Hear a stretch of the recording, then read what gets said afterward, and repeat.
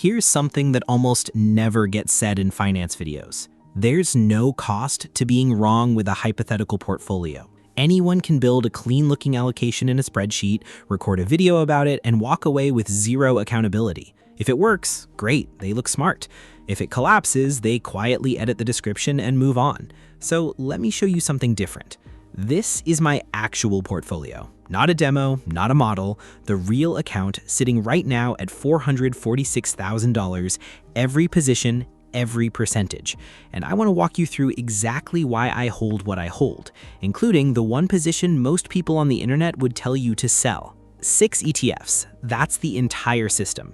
Not because 6 sounds like a clever number, but because after years of building and adjusting this account, I've found that 6 well-chosen positions, each with a specific job, consistently outperform the kind of over-diversified 12-ticker collection most people end up with when they try to cover everything. Here's where the portfolio stands. In the last 12 months, up 27%. Over the last 5 years, up 155%. And we're closing in on $500,000 with real weekly contributions and real compounding behind it. I'm going to break down each position, what it does, how it's actually performed, and the part most people skip, where it can go wrong. Most people invest in one of 2 ways. They buy VOO, maybe throw in some bonds and call it done. Or they rotate heavily into dividend ETFs for income and feel like they're doing something smart. Neither approach is wrong exactly, but both leave something on the table depending on your situation. Take the S&P 500.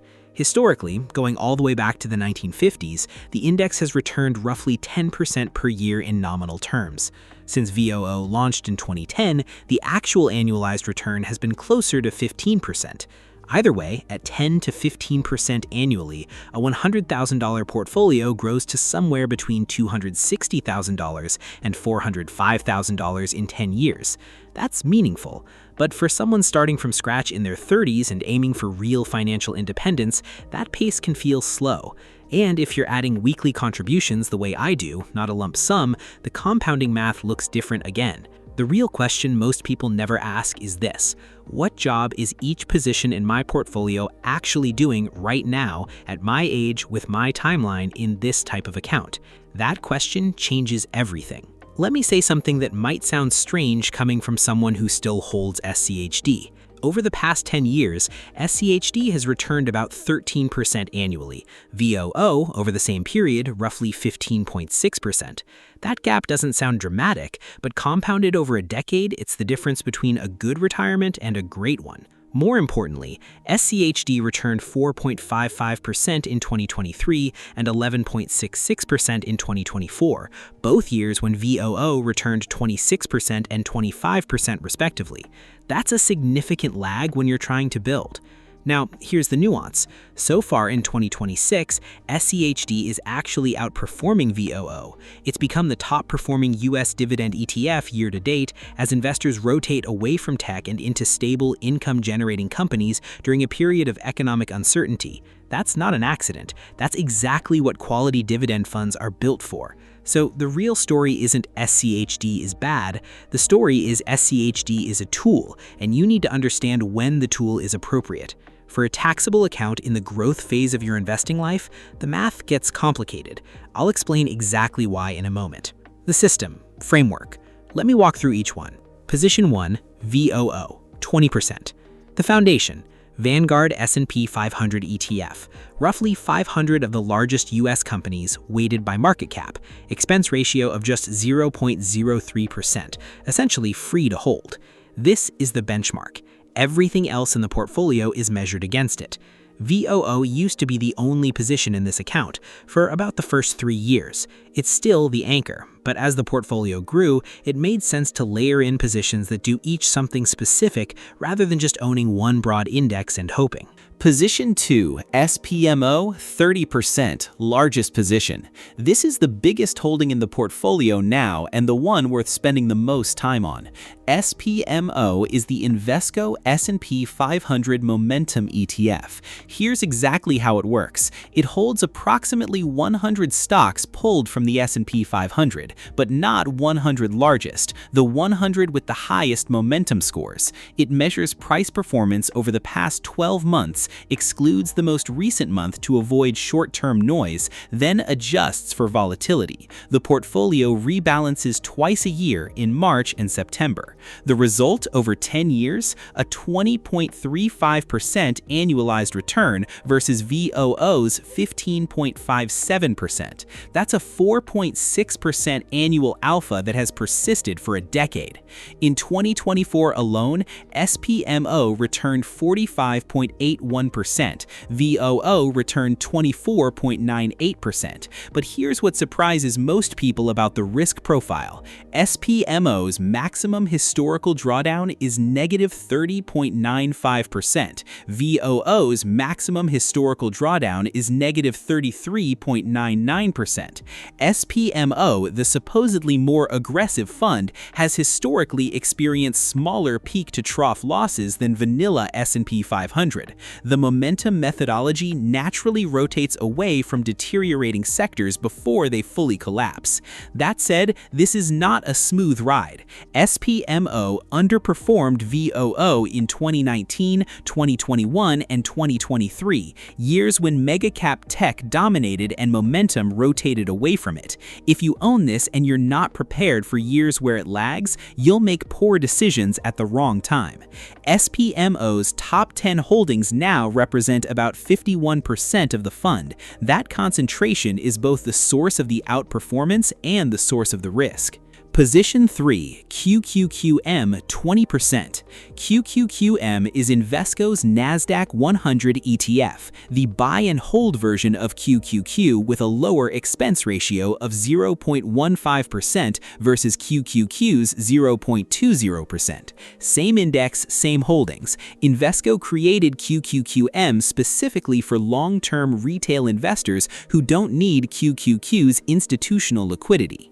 The NASDAQ 100 holds the 100 largest non-financial companies listed on the NASDAQ. No banks, no insurance companies. You get Apple, Microsoft, Nvidia, Amazon, Alphabet. Heavily tech-weighted with strong exposure to AI, cloud infrastructure, and biotech. In 2024, QQQM returned 25.68%. In 2023, it returned 55%. And in 2022, it dropped 32.52%. That last number matters. When interest rates rise fast and speculative sentiment collapses, the NASDAQ falls harder and faster than the S&P 500. You need to know that before you hold it. There's meaningful overlap between QQQM and VOO on names like Apple, Microsoft, and Nvidia. That's intentional. When a company is in both, you want that concentration. You're not diversifying away from your highest conviction positions just for the sake of visual balance.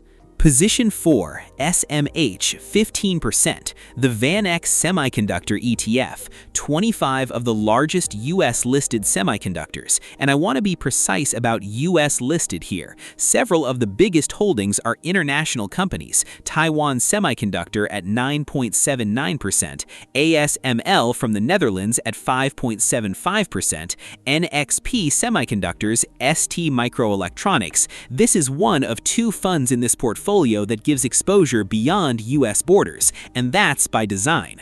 Performance: 2023 was plus 73%, 2024 was plus 39%, and 2025 was plus 49%.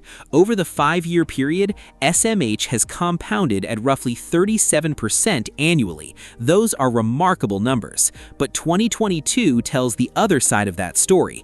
SMH fell 33.5% in a single year. Semiconductors are deeply cyclical. Memory chip oversupply, export restrictions, geopolitical pressure around Taiwan, any of these can crush this fund in a short window. This is not a sleep well at night position. It's a believe the AI infrastructure build-out is a multi-decade story position. Nvidia sits at nearly 19% of the fund by itself. If that thesis breaks down, you feel it immediately at 15% portfolio weight. 5%. In the Defiance Quantum ETF. This one requires a more precise description than it usually gets. QTUM doesn't track a pure quantum computing index. It tracks the Blue Star Quantum Computing and Machine Learning Index, meaning the fund requires companies to derive at least 50% of their revenue from quantum computing or machine learning technology. In practice, about 1/3 of the holdings are pure quantum plays, names like IonQ, Rigetti, D-Wave. The other 2/3 are AI and machine learning infrastructure companies. That blend actually reduces the speculative risk somewhat. Pure quantum computing stocks are extremely volatile. Google's Willow chip announcement in late 2024 sent the sector parabolic overnight. Having 2/3 of the fund in more established AI/ML companies provides ballast. At 5% weight, this is a consciously limited speculative position.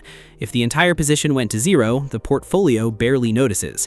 If the quantum AI thesis plays out over 10 to 15 years, 5% compounds into something meaningful. That's the logic. Proportional upside exposure without letting speculation drive the portfolio. SCHD has underperformed VOO on a total return basis over the past decade, about 13% annually versus VOO's 15.6%. I know that, but here's why it stays, and the reason is more mechanical than emotional. This is a taxable brokerage account. In M1 Finance, dividends are set to cash rather than auto-reinvested into SCHD. When the quarterly SCHD dividends hit, the platform redirects that cash toward whichever position is most underweight relative to its target allocation, which means SCHD is functioning as a rebalancing engine, quietly generating cash that flows into the growth positions when they've drifted below target. And worth noting, so far in 2026, SCHD is the top-performing US dividend ETF as investors rotate out of tech. Those years of being the drag look different when economic conditions shift. Here's something worth pausing on, and it's not what most people notice.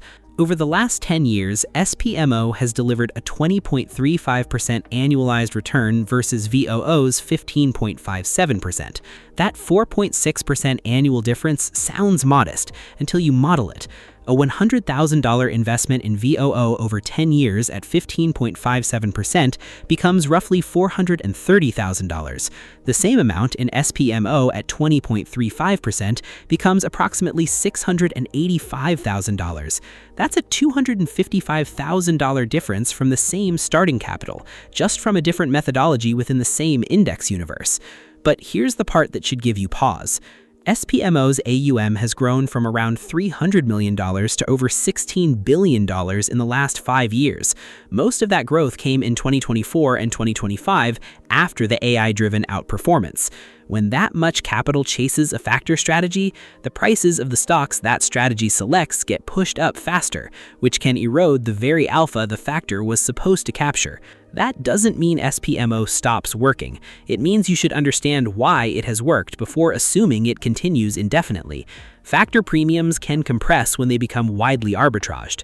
That's not a reason to avoid the position, it's a reason to hold it as part of a diversified allocation, not as a replacement for everything else. 5 years ago, this account was a single VOO position with a Monday morning contribution and a long-term number in mind. That's still the core of what this is. The 6 ETF structure came later, once the portfolio had enough size that the allocation choices actually moved the needle. Before that, the only thing that mattered was staying consistent and not stopping during the years that felt uncomfortable. The path from 0 to 500,000 looks boring from the outside. A weekly transfer, a rebalance every few months, a few adjustments when the thesis for a position changes. That's it. No big moves, no clever timing. But that consistency applied over enough time is what turns 100,000 into 446,000 and 446,000 into whatever comes next. Whatever your number is, and it doesn't have to be 500,000, it can be anything that changes your actual life. The mechanics are the same. Pick a system you understand, fund it consistently, and don't let a bad quarter make the decision for you.